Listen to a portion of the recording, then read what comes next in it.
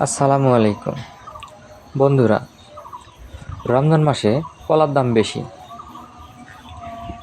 70 টাকা 80 টাকা কেজি হারে কলা বিক্রি করলে অনেক সময় লোকজন বলে যে কলার দাম বেশি নেই,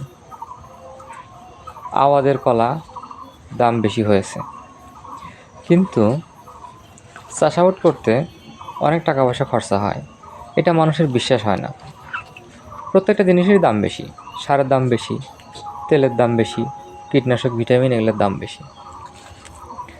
পরিচর্যা করতে গেলে লেবারের প্রয়োজন হয়, সেটার দামও বেশি। প্রকৃতির নিয়ম, ঝড় বৃষ্টি, ঝড় হইলে গাছ ভেঙে যায়।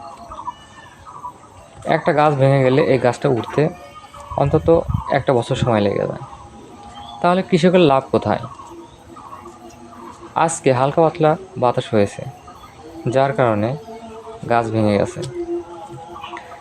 এই গাছগুলো উঠতে আমার 1 বছর সময় লাগবে, তাহলে আমাদের লাভ থাকলো কোথায়?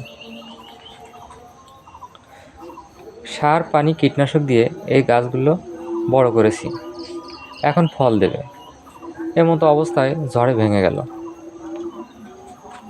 তাহলে আমি এগুলো থেকে পিছিয়ে গেলাম। আমি কিন্তু সার পানি ঠিকই খরচ করেছি, সার পানি খরচ করার পরও আমার কোনো লাভ আসলো না, এটা আমার লস।